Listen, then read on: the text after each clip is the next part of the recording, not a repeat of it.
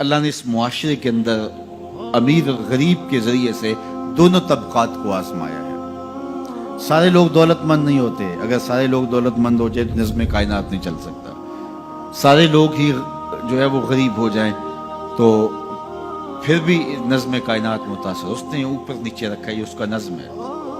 تو یہ آزمائش ہے امراء کی، ان کو دولت دے کے آزمایا اور غریبوں نیچے رکھ کر کے مالی آسودگیاں وہ نہیں دی جو امراء کو دی، اور وہ اپنی آنکھوں کے سامنے وہ آسودگیاں دیکھتے ہیں، لیکن جب وہ صبر کرتے ہیں اللہ کی رضا کے لیے تو ان کا صلہ رکھا گیا۔ اگر وہ بے صبری کا مظاہرہ کریں گے تو کر پھر بھی کچھ نہیں سکتے، لیکن پھر اجر نہیں ہے۔ لیکن اگر وہ صبر کر لیتے ہیں کہ یہ اللہ کی تقسیم ہے کہ ان کو زیادہ دیا، عمومی طور پہ یہ ہوتا ہے کہ جن کے پاس زیادہ نہیں ہے وہ زیادہ دیے گئے لوگوں کے ساتھ حسد میں مبتلا ہو کر کے اپنی زندگی کو خام خواہ کی اذیت میں مبتلا کر دیتے ہیں۔ ایک مالی کمی اور جو ہے وہ ایک ضعف ان کے پاس موجود ہے، اور دوسری یہ بیماری اپنے ساتھ خود جوڑ لیتے ہیں، تو گویا وہ دو آتشہ تکلیف ہو جاتی ہے۔ تو وہ ایک مالی ضعف میں مبتلا ہیں اور آسودگی میسر نہیں ہے، اور ضروریات بہت ساری ہیں اور ان کو پورا کرنے کے لیے وسائل خاطر خواہ نہیں ہے، اور دوسرا ان لوگوں سے وہ آتش حسد میں جلنے لگے جن کو اللہ تعالیٰ نے نوازا ہوا ہے، تو وہ اجر سے بھی محروم ہو گئے اور دوہری مصیبت میں مبتلا ہو گئے۔ لیکن اگر وہ سمجھتے ہیں ان کا مقسوم ان کے ساتھ اور میرا مقسوم میرے ساتھ،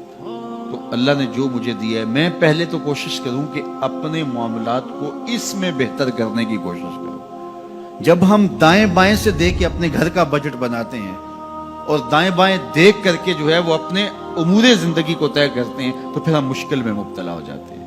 اور یہ کرنے والا کوئی شخص بھی چاہے وہ کروڑ پتی ہو وہ سوکھا نہیں رہ سکتا، کیونکہ وہ اپنے آگے لوگوں کو دیکھے گا۔ 5 مرلے کا ایک مکان ہے کسی شخص کا اور وہ اس کو آسودہ سمجھتا ہے، لیکن اگر وہ اپنے رشتہ داروں، عزیزوں، اپنے دوستوں کو دیکھے کہ وہ 2 کنال کے بنگلے میں رہ رہے ہیں تو وہ 5 مرلے کا مکان سکڑنے لگے گا، اس کو تنگ لگے گا، اس کے اندر اس کی سانس گھٹنے لگے گی۔ لیکن اگر وہ دیکھے کہ میرا فلاں رشتہ دار 3 مرلے کے گھر میں رہتا ہے وہ بھی کرائے کا ہے، تو اس کو وہ گھر ہی محل دکھائی دینے لگے گا۔ اس لیے میرے حضور نے فرمایا کہ اپنے اوپر دیکھو گے تو اوکھے ہو جاؤ گے۔ انظروا الی من هو اسفل منکم، فرمایا اپنے نیچے دیکھو، نیچے دیکھو گے تو زندگی سوکھی ہوگی، اوپر دیکھو گے تو زندگی اوکھی ہو جائے گی۔ اس لیے تمہیں جو دیا گیا اس پر مطمئن رہنے کی کوشش کرو، اس سے اجر بھی ملے گا، اور پھر اپنی چادر کو دیکھ کے ٹانگیں پھیلاؤ گے تو آسودہ رہو گے۔ اللہ اکبر۔ سنو سیدنا علی المرتضیٰ رضی اللہ تعالیٰ عنہ حضور کا ایک فرمان ذکر کرتے ہیں کہ آقا کریم نے فرمایا جو اللہ کے دیے گئے تھوڑے رزق پہ راضی ہو گیا، اللہ قیامت کے دن اس کے تھوڑے عملوں پہ راضی ہو جائے گا۔ کتنا اچھا سودا ہے، جو اللہ کے دیے گئے تھوڑے رزق پہ راضی ہو گیا اللہ اس کے تھوڑے عملوں پہ راضی ہو جائے گا۔ میرے بندے تو بندہ ہو کے راضی ہے، تجھے ضرورت تھی پھر بھی راضی ہے، تیرے بچوں کو دوا چاہیے تھی،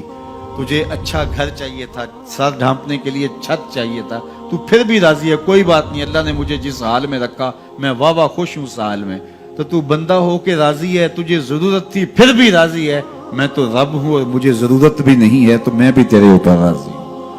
تو اللہ پر راضی ہونے کا جو فن سیکھ جاتے ہیں وہ زندگی گزارنے کا فن سیکھتے ہیں۔ تو خامخواہ اپنے آپ کو مشقت میں ڈالنے کی بجائے جو میسر ہو اس میسر پر اللہ تعالیٰ کا شکر ادا کرنے کی عادت ڈالنی چاہیے، ورنہ اس سے بھی زیادہ تکلیف آ سکتی ہے۔ تو پھر یہ ماحول اور یہ حیثیت